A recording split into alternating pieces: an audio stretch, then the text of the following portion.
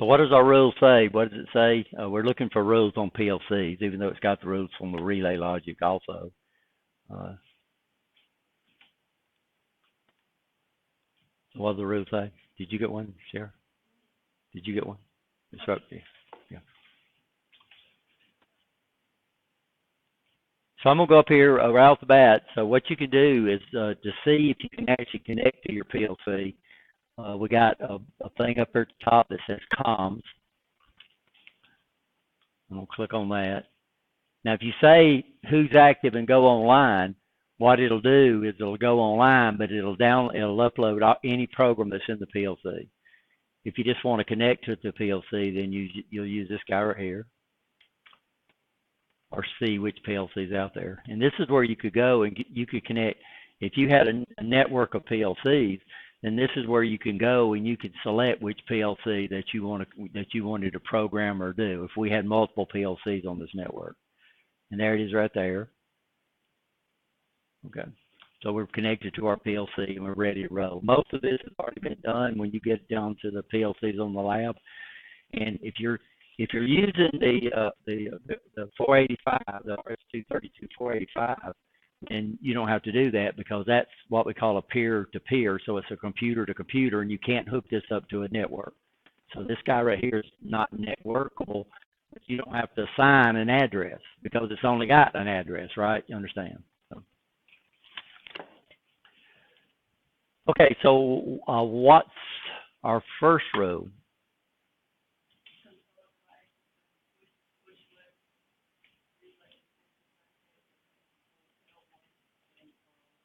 Yeah, the rungs load. So what that means is we'll go over here, select our PLC, right?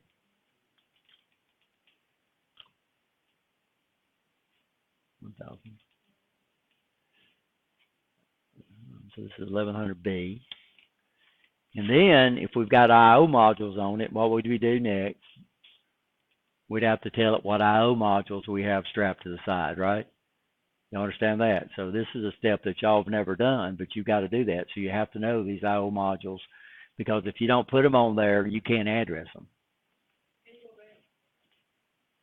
I can't go back. I can. Yeah. Right here where it says I/O configuration, right here. See that? Sorry. So you click on I/O configuration, and what we can do with the 1100 is we can have up to 5 modules. I'm sorry, we can have up to 4 modules connected to it, because this is module 0 is considered to be the PLC, right? So we could actually have modules 1, 2, 3, and 4 connected to it. And where you do, if you buy these modules, this is the part number that the module you'd buy the module on. So look at some of the stuff we can get. We can get 8 inputs, 130 AC inputs. We can get analog inputs. We can get analog inputs.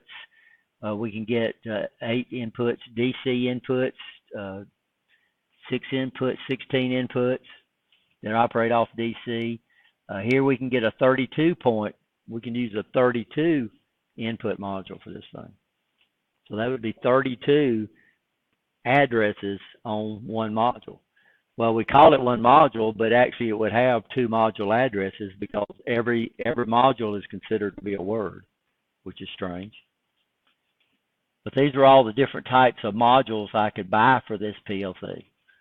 And this, by the way, the 1100 is still in production. They are the 500 series is no longer in production, but there's still a lot of them out there. The Micrologic 1100s and the Micrologic 1000s are still out there, so they're still supporting those. Okay, so we say first of all we have to insert a rung, right? Okay, try to anyway. And then if we're going to put input devices, they go where? They go on the left, right? Okay. And then your output devices are going to go to what? So what is a timer? Is it an input or is it an output? Yeah, it's an output. So what's nice about this is that your outputs are going to automatically try to go to the right, not unless you mess up and try to stick something in here, right? So I could try to stick something in there, but what do I end up with? I end up with an error that won't what? That won't clear, right? So you can put them there, but you'll get an error that won't clear, and it should say come over here, and I would look at this, it says, oh, missing operands, of course. That's not the only reason I got the error, but it says right here, it says invalid output instruction what? Position. Okay. Okay, so that's the first rule. Inputs on the what? Control devices or inputs, any inputs. So anything that goes to the left is considered a what? An input. Anything that goes to the right is considered to an output. So right now, the only inputs that we've been using is bit instructions. In this class, we're going to get the other instructions that's going to automatically go over in here. Okay, what's the next row?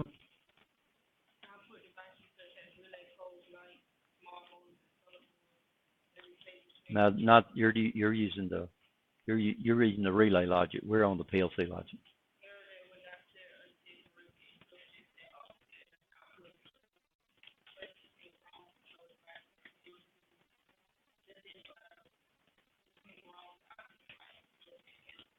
Yeah, so nothing is allowed over here. We already see that. I tried to stick something over here, right, and it didn't work. Yeah.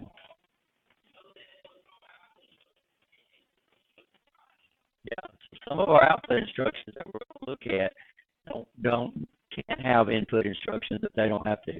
These are something that we want to repeat every scan without any decisions, right? That makes sense. Okay. How many? It only how many how many output instructions in a line? Yeah. So if I try to stick another output instructions, it's going to give us an error too, right? Okay. What else does it say? Somebody else read it. And that's an easy one. Why? Because this is automatic. Yeah. So I ought to drop that one out. All right, the next one, somebody else.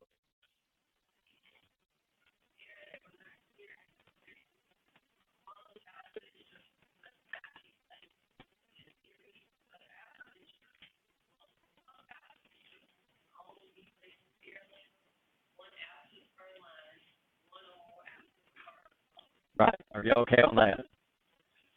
So this is something that some of y'all have been having problems with. You'll put a down drop in there, and you can't move the down drop. You have to pull things into the down drop, right? Okay. So you can't, once you got that down drop, you can't pull the down drop. You have to pull things into the down drop, right? And then of course we can put multiple output instructions. And how many can we put? Put a lot, right? Now this is still considered to be L2 because it's still the same. If it was electrical, it would be the same wire, right? You understand that? It's just drawn. So RS Logic, Siemens actually does a real good job on doing their down drops and up drops. What's nice about the Siemens software is you have an instruction for a down drop, and then you put stuff in it, and then you put an instruction for an up drop. So it's, stuff. Right. Okay, so what else? So let's assign these things addresses so we can see if it's going to clear. I'm not going to do symbols, guys.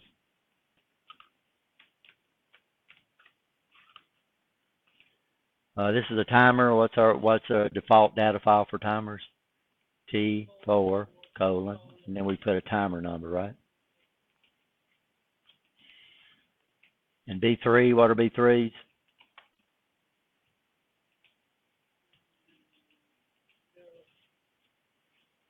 These are coils that don't need it to drive an output. We call them internal coils on PLCs. In motor controls, we call them control relays. So a control relay is a relay whose contacts never leave the control circuit. They do not have any contacts in the power circuit. So what we do, so this guy, I'm not going to turn on a light. I'm not going to energize the solenoid. I'm not going to pick up the true relay. I'm not going to do anything with this. This guy's contacts are going to stay in this program. So if they don't need to generate an output, we use a B3 file, right? You understand? Or a B file. It could be others because now we know that we can have what? We can add more B files in 9 through 255, right? So we'll see if it'll clear now. Okay. So if we come over here and tried to put multiple outputs, even if I came over here and gave it a legal address,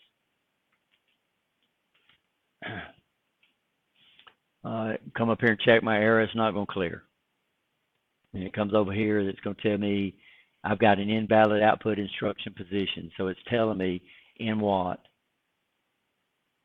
In rung 0, somewhere in rung 0.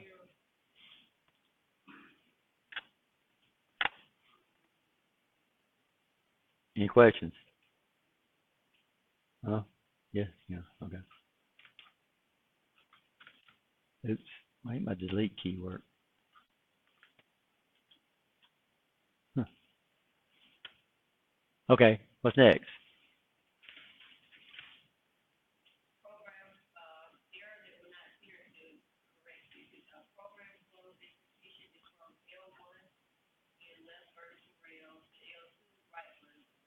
Yeah, so if we put something in here, and I couldn't do it right now, which would cause the flow to come back this way, okay, then it would give us an error. Are we okay? Okay, next, somebody else?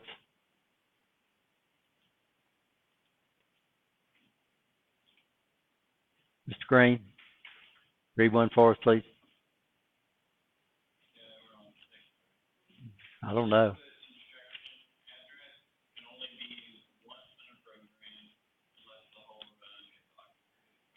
Yeah, and I need to go back and this is something. So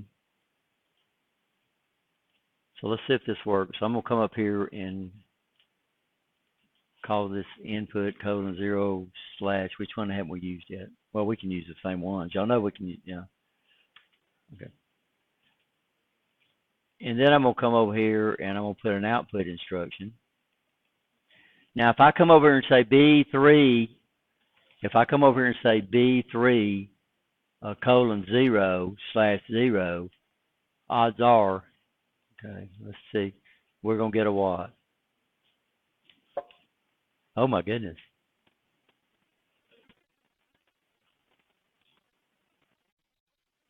I didn't expect that.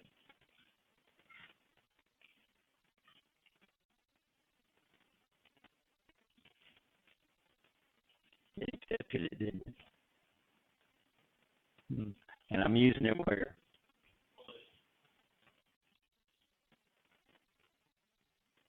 I'm using it here, and I'm using it here.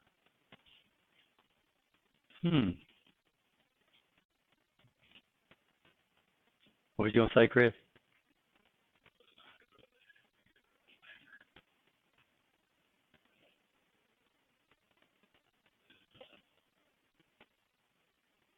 Well, we're using it right here too.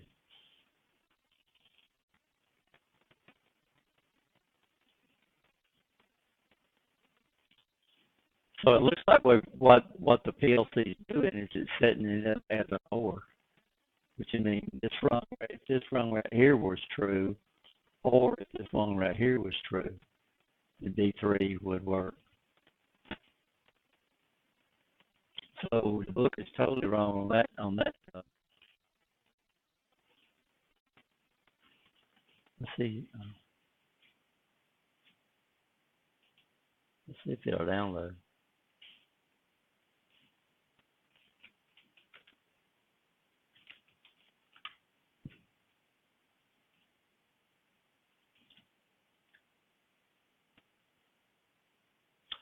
So it's telling me my configuration protocol is not quite the same. So if you ever see this pop up, then we'll come up and just go ahead and accept it.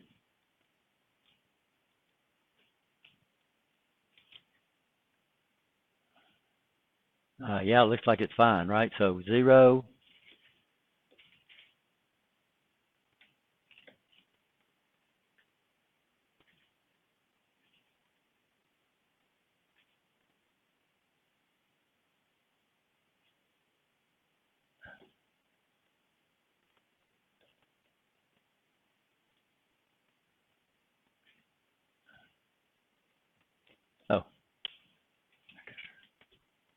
I didn't have the power supply turned on.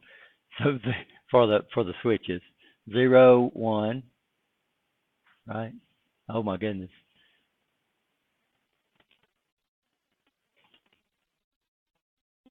Well, so that's a little bit of a problem. So what's going on?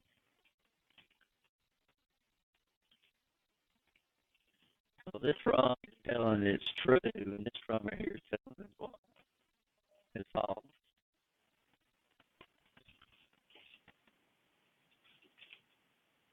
But it didn't give us an error. So that's something to remember, guys. Let's go offline and try this.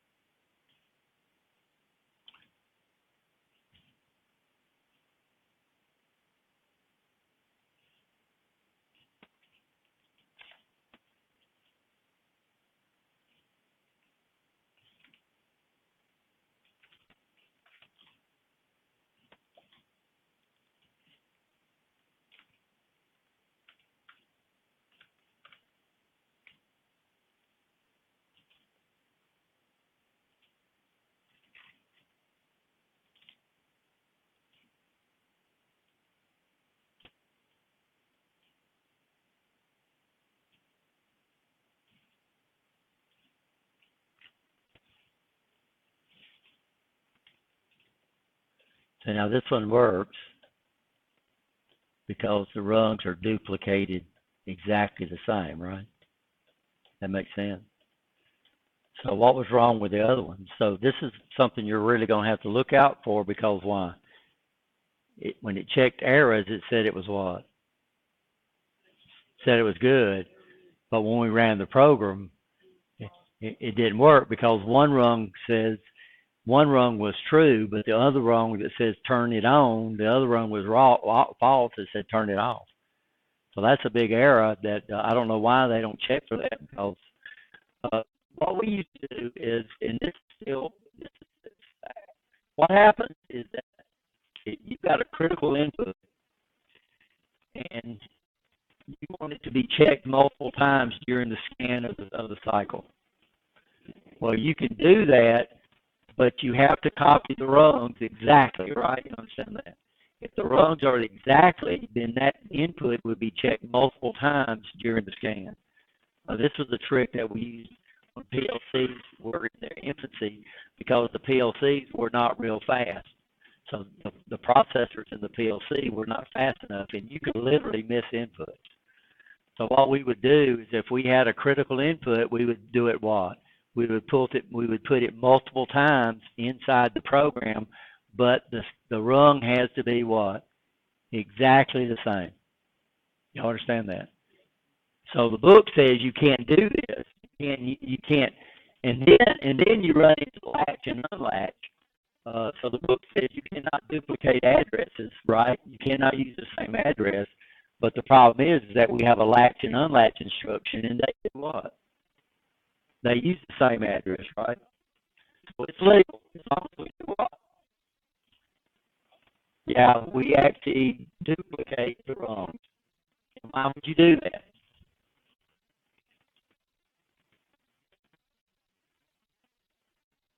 If you had an extremely long program and you wanted to make sure that this input was not missed, it's a critical input, then you could duplicate the wrong. You would put it multiple times in your program, right? Or you might want to put it in a subroutine, right? You understand? So we could duplicate it as long as we duplicate the whole. So the problem you have is that if you just use the same output, it's not going to do what? It's not going to give you an error, but the program won't work. Okay, guys, what's the next one?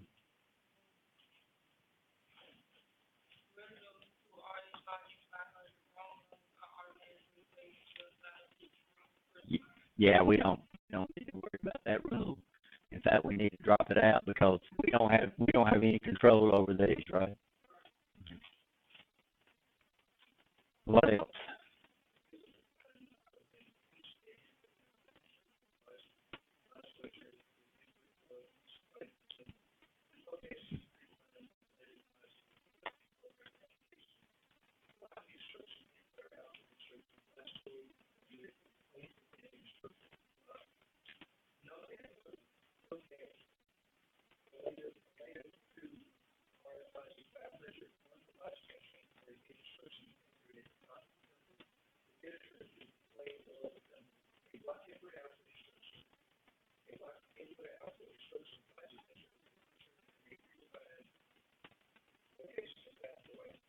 Okay. So we've noticed that too. So when you enter your address, you enter it in one line.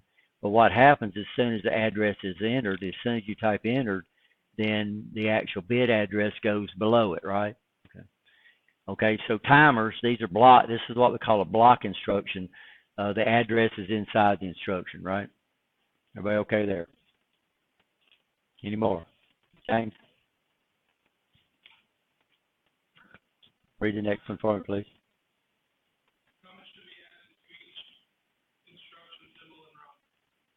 Yeah, we know that we need to get used to using symbols, and here we call them symbols.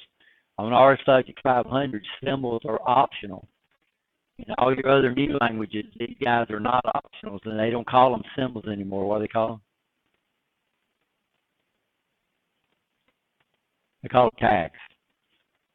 So they changed the name. They don't call them symbols anymore. They call them tags. But yeah, probably.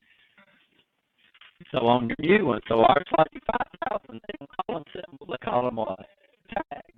On your TIA portal, on your Siemens software, they don't call them symbols. They call them what? Tags. And they are not optional. They are required. And what's the advantage of using a symbol?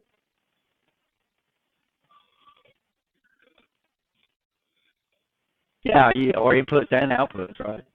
It makes it easier to understand because what you're doing now is you're dealing with a name. So it's kind of like your contact list on your phone.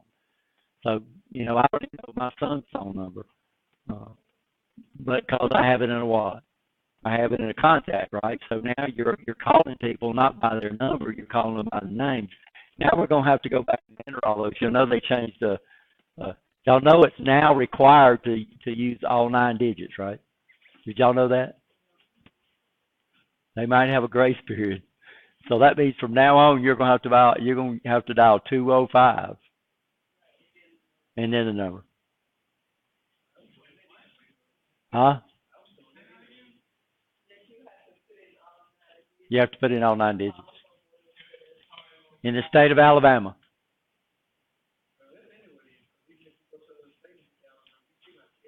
Yeah, anywhere. Yeah. So if you don't have area codes in your contact list, your your call might not go through. That started yesterday, guys. In fact, they sent us out an email. So Tom, what's the next one?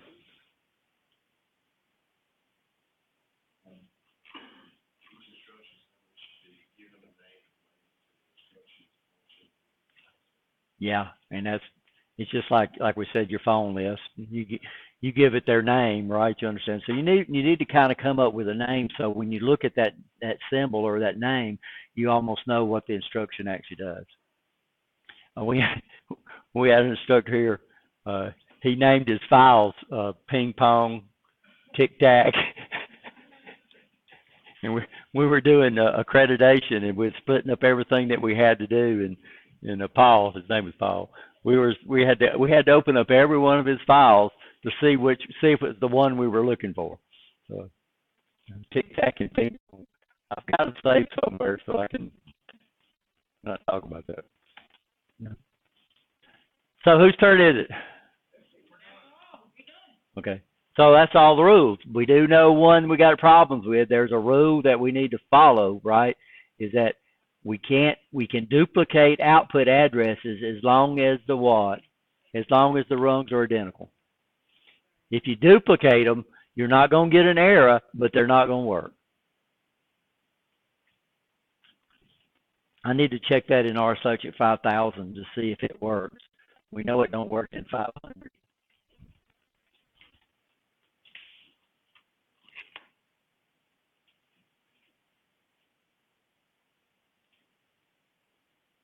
So math. What math do you think we need to do? But you have to understand, in PLCs, all you got to do is understand the math. You don't have to do the math. You got to understand the math. It's just like your calculator. So you don't need to know how to add this big number to that big number, because you just enter the number and hit what? Plus. And you enter the other number and you hit equals, and your calculator does the math for you. And that's the same thing with PLCs. All we've got to do is understand what addition is and what subtraction is and multiplication and division. And then there's some stuff that we won't talk about, because these guys get, and some of your PLCs have more advanced math, like square roots, right? And then also trig functions and all kind of neat stuff. There are some other stuff that other instructions that we need to make sure that we understand. So what numbering system do we understand? No, what do we understand? Yeah, we understand decimal. Right? No. And what numbering system does the PLC understand? That's binary. Yeah. So it'd be nice if I could enter numbers in decimal, and then let the PLC do what for us? Convert it to binary. Right? So we got some other stuff.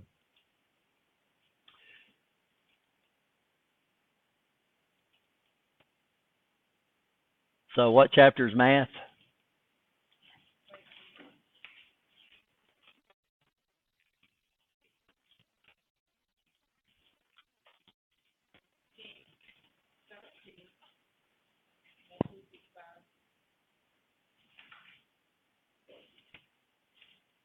Oh, let me pause this. He uses this a lot, and you're going to hear this a lot.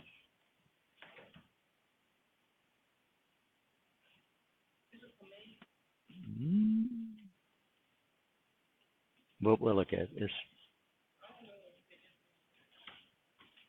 It'll make.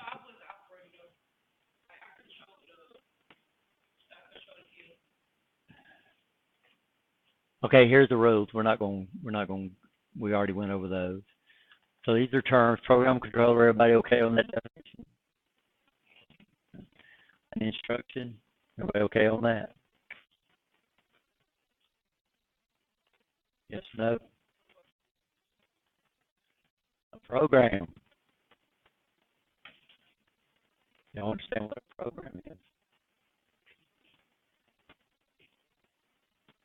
So it's a group of instructions organized in such a way to make the computer perform a specific task. And this is who y'all are this semester. Programmer, yeah. The operand. Operand, the part of an instruction that specifies the data that is being operated on or manipulated. So the numbers that we're actually operating on are called operands. So if I add two numbers together, then the two numbers that I'm adding together are operands. And the sum would be the operand, right? You understand? So all the numbers that the instruction actually operates on, we call these operands. Now, we hadn't got to these yet because we haven't had any instructions that actually do math and logic and all this other kind of stuff, right? An integer, we know what an integer is. What's an integer? Well, it's a signed whole number. Signed, which means it can be what? Yeah, negative, positive. Then we have what Alan Bradley calls a floating point number. This has been changed to real numbers. So on your newer PLCs, they don't call them floating points; they call them real numbers. So a floating point number used to be what we called a number with the decimal point to move within the number. So your calculator does floating point math. But most calculators, you can set them up to do fixed point too, where it always displays in maybe 2 decimal points. So a cash register uses 6-point math, because it always does something with 2 decimal points, and the point don't do what? Don't move. So these are signed numbers, but these are fractional components, and they use scientific notation. Everybody okay there? Okay. So this is the F8. These are going to be our F8 or F files. By default, it's F8, but we know now that we can establish more floating point files if we need them. Absolute value. Y'all know what the absolute value is? So that's a number with no sign. So all absolute values are assumed to be positive, whether the numbers themselves are actually. An array, this is something new, even though y'all dealt with them before, is a group of operands stored in consecutive memory addresses. So this would be like your contact list. Your contact list would be a what? Would be an array on your phone. Everybody okay? Scientific notation. Do you understand scientific notation? It's the method of representing very large and very small numbers in terms of decimal and in terms of a decimal point multiplied by a power of 10. It's not the number raised to 10, right? It's the number times 10 raised to some power. Engineering notation, this is a version of scientific notation, but all the exponents are what? Yeah, divisible by 3. So we move in groups. We've already talked about a constant. In programming, what's a constant?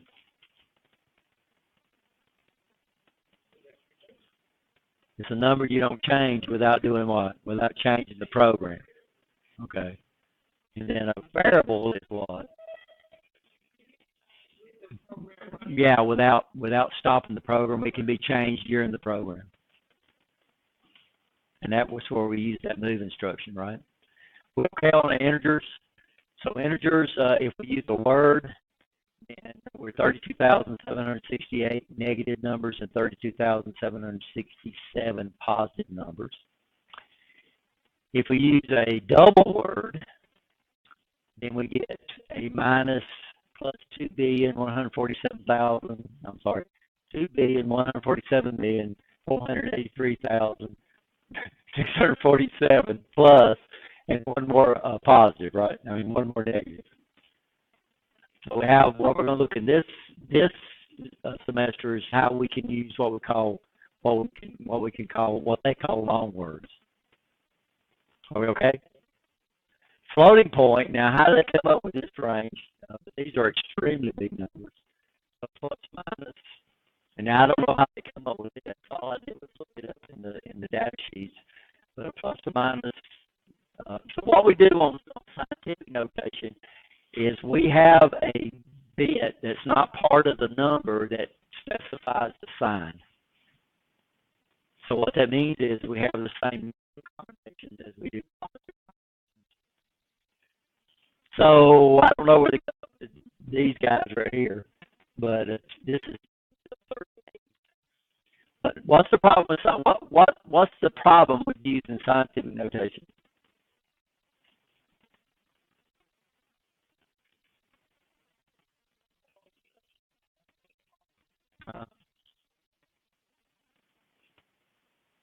As soon as we start using scientific notation, we're dropping digits. We start rounding. As soon as you start rounding, what does that mean? You've lost accuracy, right? You understand that? So, but they're really big numbers, but the problem is they're not going to be the exact answer to your equation. But the problem is, guys, so any math that you know is going to generate a decimal point or a fraction, then you're going to have to use what? Scientific notation. Or you know your answers are going to be greater than the range of your signed numbers, then you're going to have to use the F register for your answers, right? That makes sense? Okay. By default, it's F8, but we know we can have what? We know we can create it 9 up to 255. Right? Everybody okay? So we already looked at these are default data files for RSLogic 500. So we use data file 0 for outputs. We use data file 1 for inputs. By the way, inputs and outputs, we don't have to specify specify the data file number because it's understood, right? When you say I, your data file is understood because those can't move around. Okay. But when we get down to these guys, these Bs, by default we get a B3, but what can we do with B3? Well, we can have a B10, we can have a B15, right? You understand that? So that means we got to specify the actual data file number for these things. So right here, these, we're going to use every one of these this semester, by the way. We're going to use the integer register. We're going to use floating point. We're going to look at this control register. We've already played around with all registers, all the data files down to 5, right, which is counters. Are we okay? So we're going to get into the rest of these. No saying, what have I got myself into, right? These are the math instructions supported by the 1100 PLC.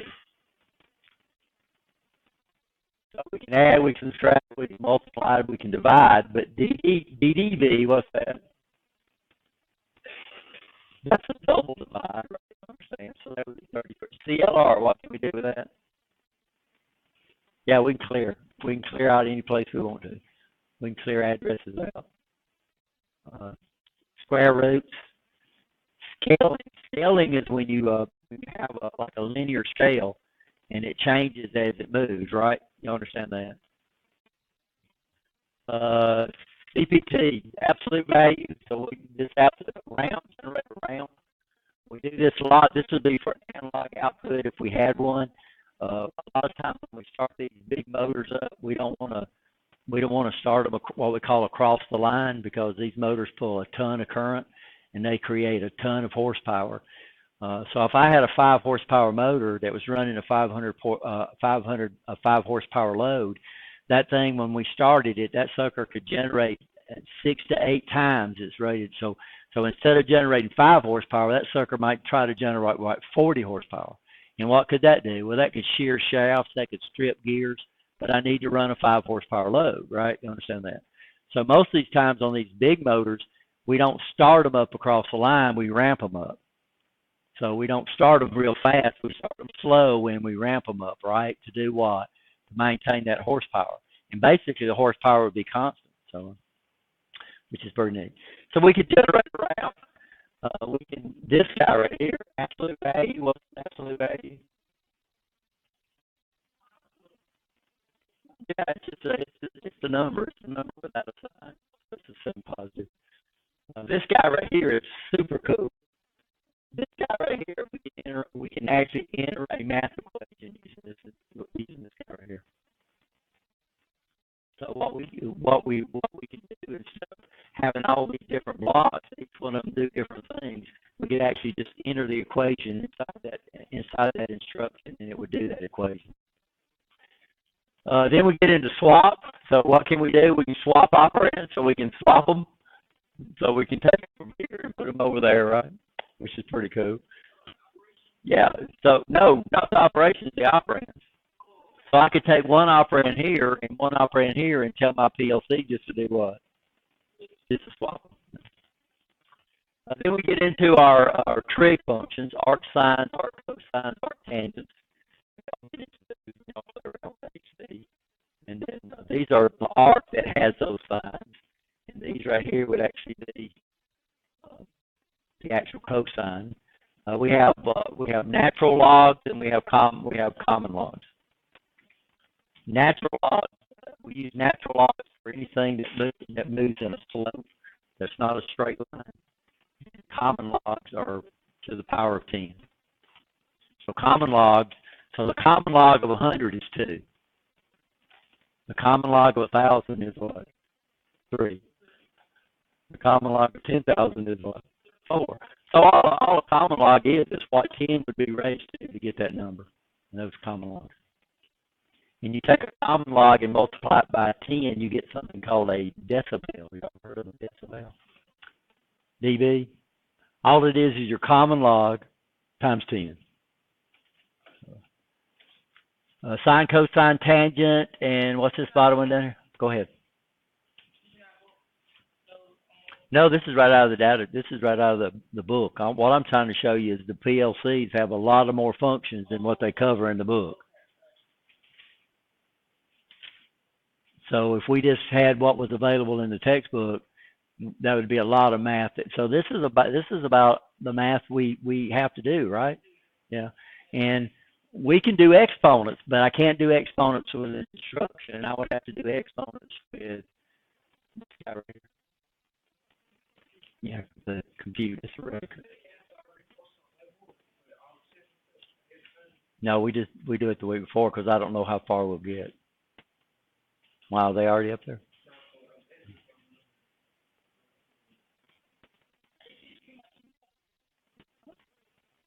The class email. Then I send you one back. Okay. Each storage location in the field consists of 16 consecutive words. I mean, I can put them up there, but that don't guarantee that's exactly what's going to be on the test because every class that I've ever taught don't move exactly the same. Memory locations can be combined to handle numbers greater than 16 bits. So what comes after a word? Yeah, double word, but most PLCs call them long words.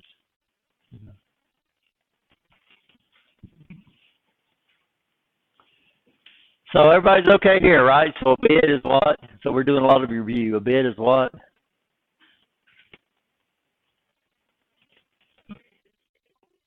Yeah, a nibble is a group of 4, starting from the least significant bit. A byte is what? 8, right? Starting from the least significant bit. A word is what? 16. A double word, which Allen Bradley and Siemens also calls these what? Long words. And then we have what we call a double long word. I need to check to see if RS Logic 5000 supports these things. I'm not sure about the Siemens, but this is a big number. Good gracious. 2 to the 64th. Your calculator would go into scientific notation, wouldn't it? I can, yeah. I'll put the first one on there. This is something new. An addressing mode is the way the computer addresses operands. So the first two we used, we called it immediate. And what's going to happen is this author does not explain this to you, but then later on he's going to use instructions that require you to know these things. Okay? So what's the addressing mode? This is the way that the computer addresses its operands. So we use this at the top right off the bat, and this is when we get into our math instructions. So how many operands are our math instructions going to are add, subtract, and multiply and divide? How many operands are these going to require? What, 3, right? What's the 3? The two that we're operating on and your answer. So your answer would be considered what? An operand, right? So how do we address these things? Where do they come from? Well, immediate addressing, this is when we start dealing with constants. These means the number is actually part of the instruction.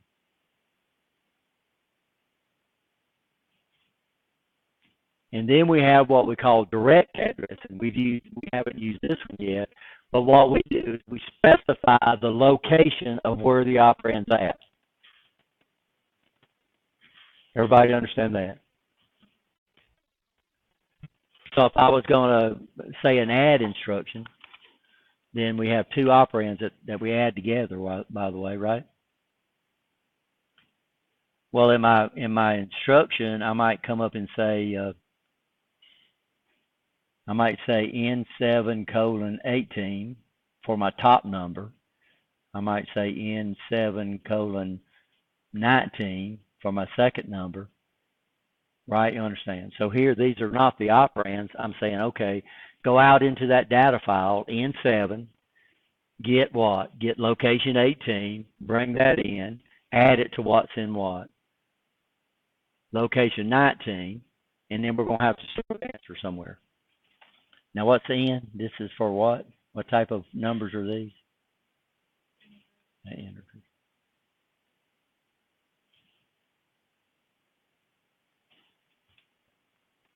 And then we might save it, we could save it at the next address, N7:20, right? So these right here would come into the instructions, they would be added, and then this right here would go out of the instructions. That makes sense. So these two we've already looked at. We just didn't know the name of them, right? So immediate addressing, these are constants, right? This means the numbers are actually what? Part of the instruction. Direct addressing means we're given directions to where the operand's at. So the operands are not inside the instruction, they're somewhere else, right? So that's the way I remember it. You're given what? Directions to where the operands are at. Then we have indirect addressing, which we'll look at. Here what we do is we say, okay, this holds the address of my operand. So this is not where the operand is at. This tells me where the operand is located at. Does that make sense? This means that this contains the address of the operand. Does that make sense? Probably not.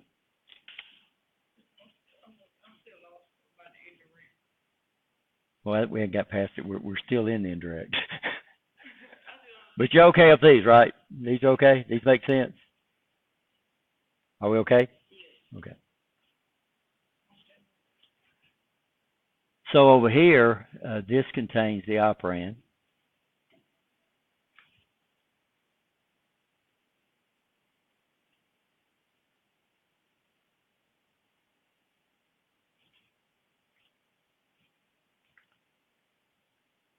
Over here, this contains the address of the operand.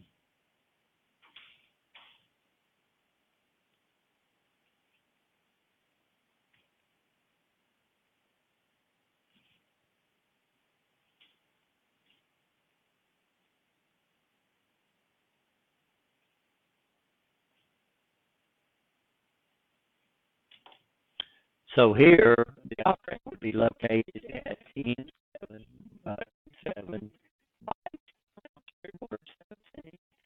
Where would the operand be located here?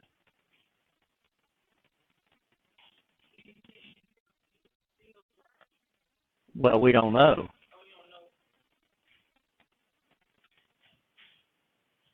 That would be saying, like, so direct addressing would be say, you say, where's McDonald's? And I say, I tell you to go down here, turn right, or turn left and go down there. Indirect addressing would be, Rich, where's McDonald's at? And I'll say, ask Scott. Right? I understand. Right? Does that make sense?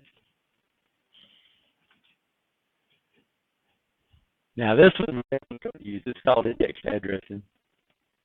The address of the operand is specified by the contents of something called an index register.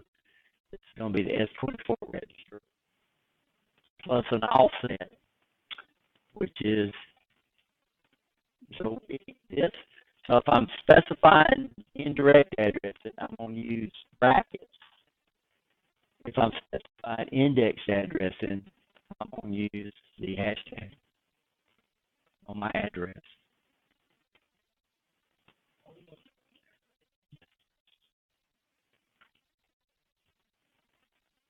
So here we do what? This would be a what? Hashtag indicates we're using what? Index addressing. Now this is going to be used for something that we automatically, the index register is used for addresses we automatically need to access that we can do special things to. So we'll start using it. We'll look at index addressing when we get into our shift instructions. Also for instructions, then we're going to specify this guy right here. And normally what we do is we don't play around with the index register, which is S24. We just leave it set to 0, and then we offset from 0. So that makes it real easy, but we'll get to that. So the two that we need to really understand right now are immediate and direct. Are y'all okay with those two?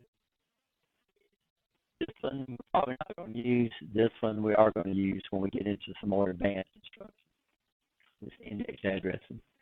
But what we do is that if I put it inside, if I put my address inside brackets, this is going to be incorrect. If I don't do brackets, it's going to be what? Direct. And if I'm using index, we're going to receive the address with a what? Asterisk.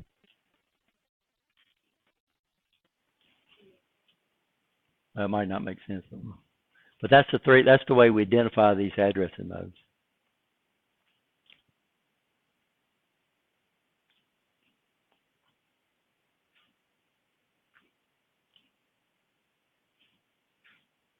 So add instruction has how many operands? 3. 2 operands hold the source data. When we look at the instruction, they're going to be source A and source B. So those are the 2 numbers that we're going to be added together. Everybody follow this. They can never be 2 constants, because if I was going to add 5 plus 5 all the time, I would just use 10, right? You understand that? So what does that mean? Both of them can be what? Both of them can use direct addressing. Both sources can be data files, or one source can be a constant and the other one has to be a data file. You understand why? Why don't we use 2 constants? It'd give you the same answer all the time, right? The address is where the sum is stored.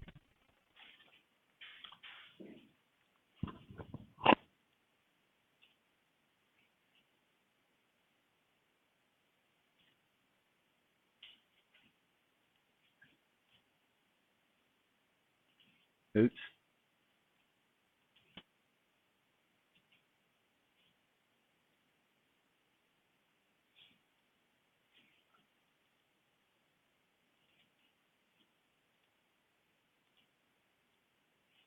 So let's find our math instructions. So we'll come over here and just put this. And we'll come up here and start moving through our instructions, right? I'm sorry, it's down here. Here's our math, right? Click on this. It shows me all the instructions that's available to the 1100 PLC. Okay, we bring down the add. It goes to the right. So what type of instruction is it? Is it an input instruction or an output instruction? Output, yeah. Source A. Okay, so this would be your first one. What can it be? It could actually be the actual operand itself, right? Now, if I use source A, if I use it as a constant or immediate addressing, then source B's got to be another address mode, right? So right now we'll use normally we do we put our math operations in which registers, either what? Either this one or that one. Now, what would be the difference with here? So these guys cannot have a fraction. These guys can, right? You understand that? So it all depends on whether you're dealing with fractions or whether you're not dealing with fractions. Now, what other situation will we use the F8 register?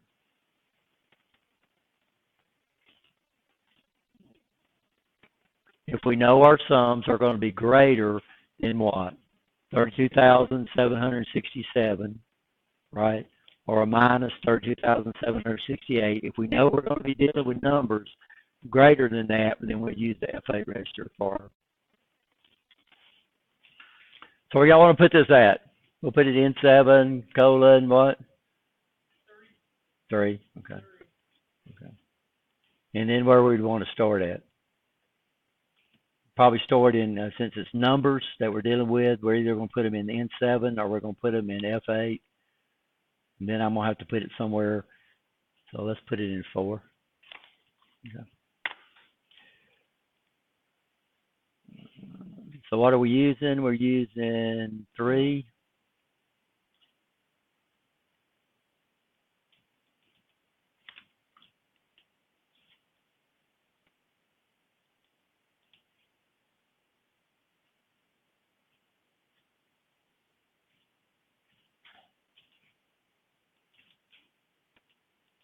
N7.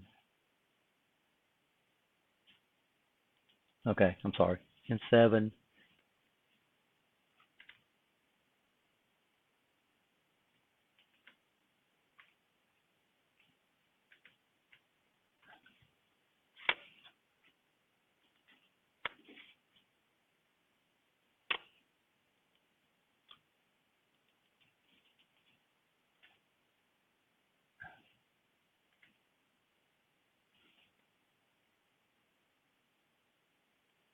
I think I gave those some addresses.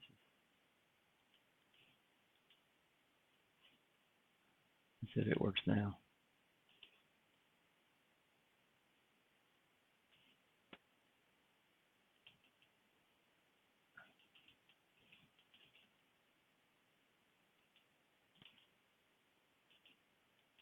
It won't let me it won't let me put a value in there.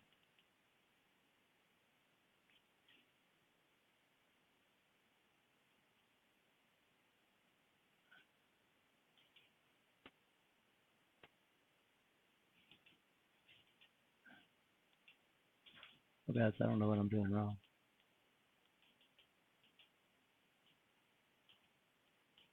I'll go ahead and take a break. Let me figure out what I'm doing wrong.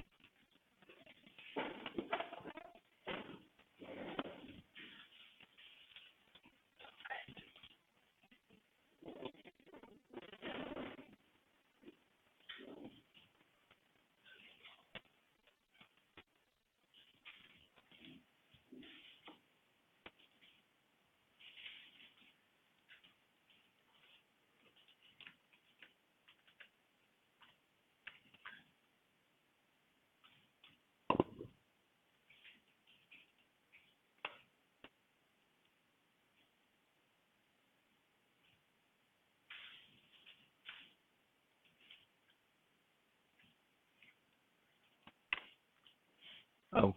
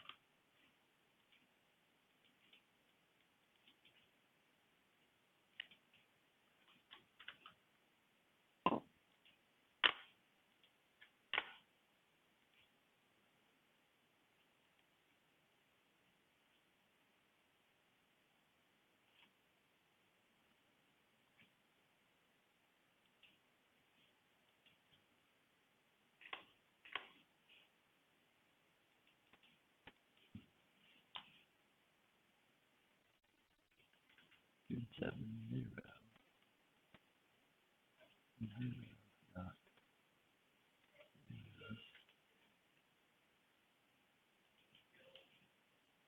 June 7, 0, 0, 1, 0, 7, 0, 0.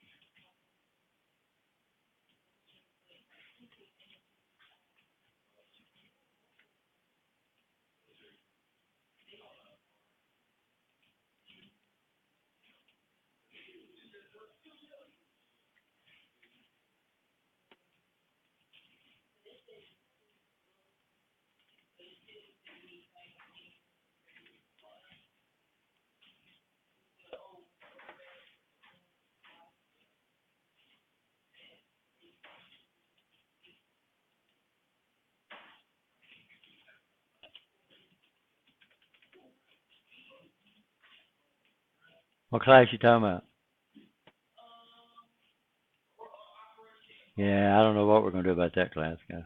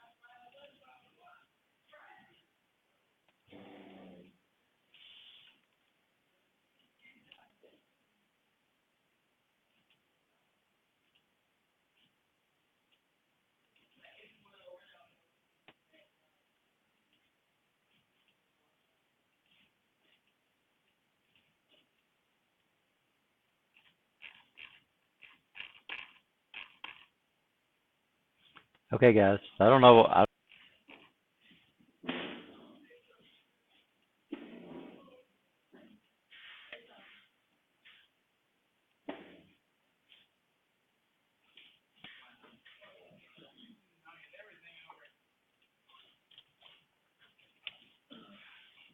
So can y'all see? So what's this guy gonna do? So source A, I've got a using immediate addressing, right? So it's a constant. Where are we gonna get source B from? Can y'all see that? Oh, can't see. Yeah, I can say. Hold on. All right, we'll take care of that. I know y'all can zoom in right here, right?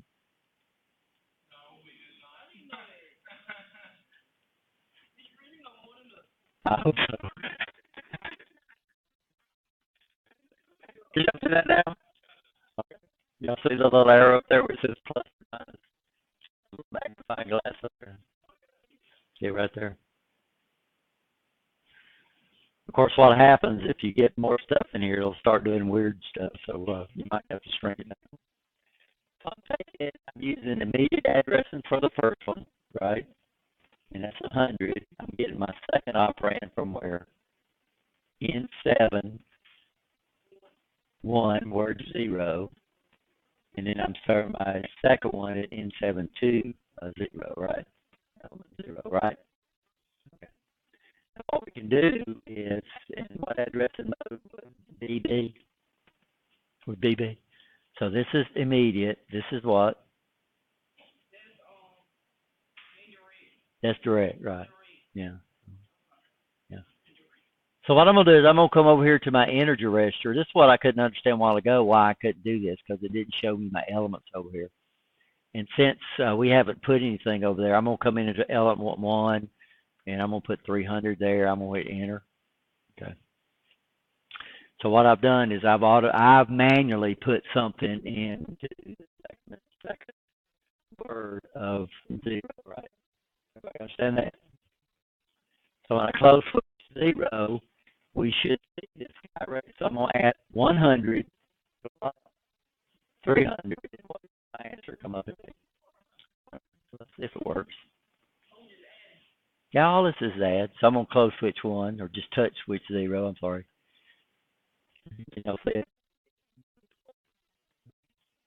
So this is addition, guys, and of course, subtraction is going to be the same way. Multiplication is going to be the same way. We're going to have to be kind of careful about multiplication because we could very easily.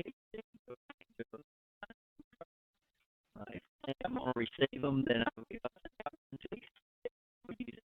for my. I will store my answer in FA register. Division, we could end up with a lot. We could end up with a fraction. So odds are we're going to store the division. For the division is going to be an FA. So I mean, all these instructions are exactly the same. You have two operands. One of them can use immediate addressing. If one of them uses immediate, the other one's got to use another addressing mode. And of course, now the only one we really understand is direct. Right. So one of them's got to be a data file. Both of them can be data files, right? Now, we've got to store it in a data file. We've got to store it somewhere, right? So this guy here always got to be a location where you're going to store it.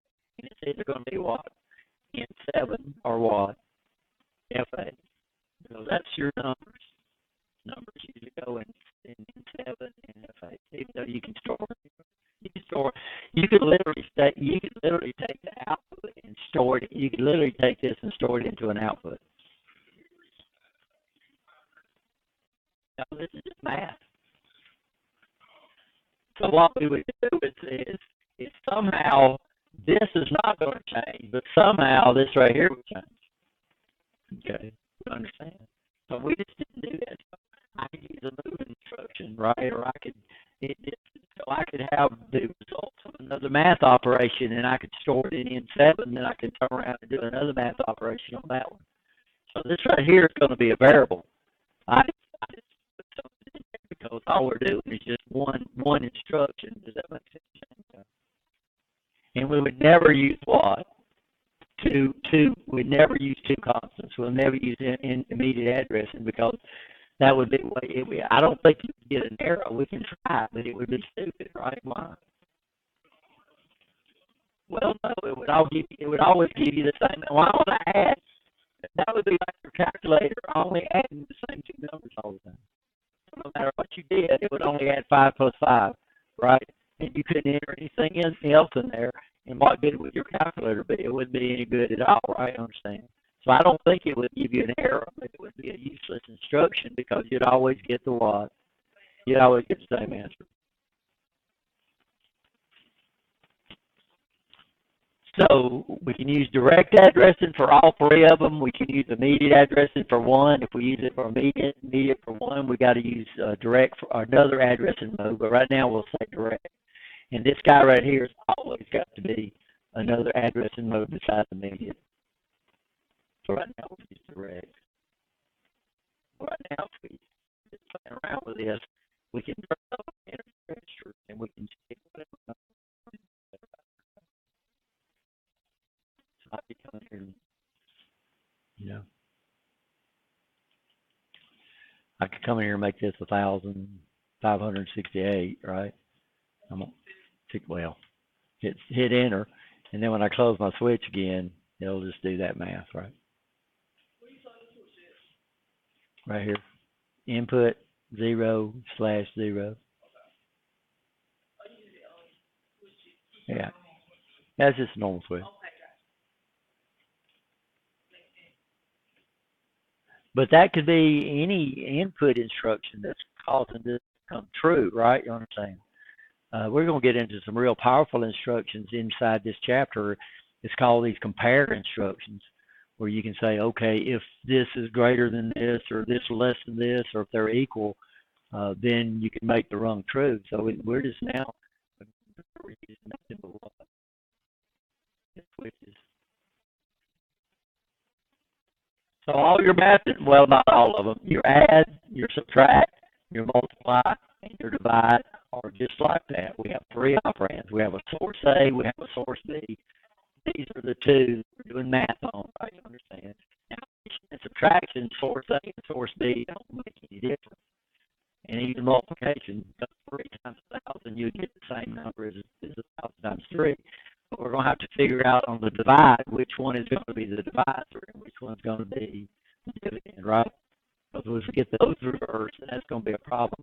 For addition, it don't make any difference which one's which, right? Addition, subtraction, multiplication, it don't make any difference which one is source A and which one is source B, but it will make a difference in your divide instruction. So that's this will be the last thing. We're going to go to lab in. So I know Jayla's getting antsy back there. When we going to lab? Okay. I know lab is a lot funner than a lecture, ain't it? Yeah, it does for me too. Well, no, me lecture goes by fast and lab goes back slow. So we go over here. Math instructions are in what group? They're in the math and compute, right? And let's just look at the divide and see. So what you got to know on the divide is what? Which one is dividend and which one is your divisor? Because it would definitely give you a wrong answer, right? For math, for your add, subtracts, and multiplies, it don't make any difference which one's source A and which one's source B. It don't make any difference at all. But it is going to make a difference on this one. So we'll look at that when we get. So right now, I don't even know. We'd have to look it up. All right, okay, guys, y'all ready? So what lab y'all working on to start off with? I don't know. 8-7, right? 8-7, yeah. 8-7 something.